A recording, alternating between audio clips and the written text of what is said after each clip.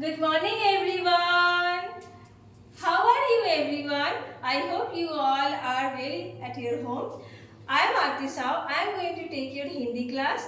Okay बच्चों, आज हम लोग क्या पढ़ेंगे? देखो, मैं आपका हिंदी क्लास लेने जा रही हूँ. हम लोग हिंदी सब्जेक्ट में आज हमारा जो पाठ है वो है मात्राओं से बनने वाले शब्द. आज का पाठ क्या है? मात्राओं से बनने वाले शब्द. पिछले क्लास में हमने क्या पढ़ा था? हमने मात्राओं की जानकारी ली थी, है ना? और आज हम लोग उसी मात्राओं से कौन कौन से शब्द बनते हैं इसकी जानकारी आज हम लोग लेने जा रहे हैं.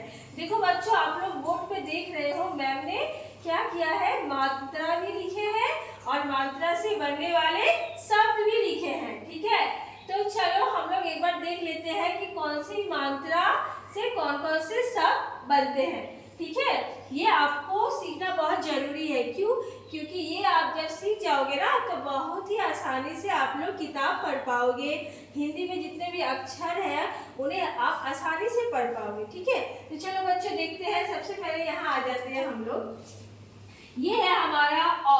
हमने पहले बताया है, आप लोगों को पिछली क्लास में बताया है कि अ की जो होती है वो मात्रा नहीं होती है, क्योंकि अ हमारे सारे व्यंजन जो अक्षर है क से लेकर जो ज्ञ तक हम लोग पढ़ते हैं उन सब में मौजूद होता है. इसीलिए जब हम लोग अ की मात्राएं होती नहीं है, इसीलिए उससे बनने वाले शब्द में कोई मात्राएं नहीं होती है. जैसे देखो यहाँ लिखा है क, फिर लिखे है म और फिर लिखे है ल.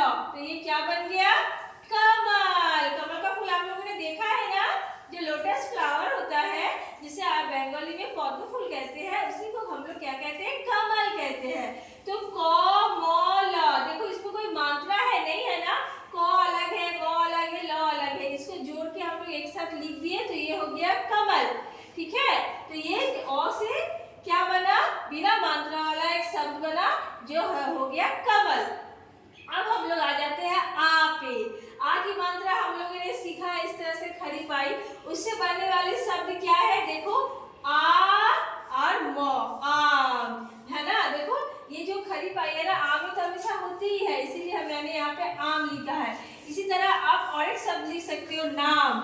नाम में आ की मात्रा ना, आम, नाम, है ना? अब मेरा भी नाम होता है, आपका भी नाम होता है, हम सबका नाम होता है. तो देखो नौ लिखे और नौ में ये जो आ की मात्रा है वो लगा दिए तो बन गया ना, और फिर हमने म लिख दिया तो बन गया ये नाम. ठीक है, अब आ जाओ छोटी ई की मात्रा पे. अब आते हैं हम लोग छोटी ई की मात्रा. देखो बच्चों, जो छोटी ई है, छोटी ई से बनने वाला शब्द क्या है? किताब. क्या है? किताब. हम लोग सबको किताब पढ़ते हैं ना, हम लोग तो किताब लेकर ही तो स्कूल में आते हैं, है ना? तो क लिखे हैं और क में किसकी मात्रा लगाए हैं? देखो छोटी की मात्रा. ये रहा हमारा छोटी की मात्रा. हमेशा ये पीछे से लगती है, इसीलिए क में छोटी का मात्रा लगा दिए तो ये बन गया क्या? किताब. देखो तो में आ की मात्रा भी लगाए हैं तो ये हो गया ता.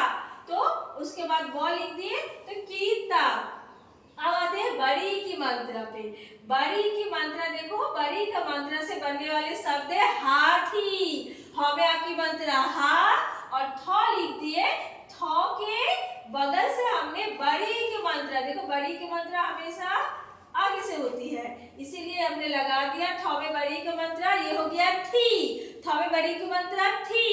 उसके बाद हाथी, तो क्या बन गया? हाथी. अब आते हैं हम लोग छोटा ऊ की मात्रा. छोटा ऊ की मात्रा सबसे पहले हमने क्या लिखा? ग लिखा और ग में ऊ की मात्रा लगा दिया तो इसका उच्चारण हो गया गु की तरह. गुलाब. तो क्या हो गया? गुलाब. गुलाब मतलब पता है ना? रोज. Very good. आपको सबको पसंद है ना गुलाब का फूल? तो ये हो गया गुलाब.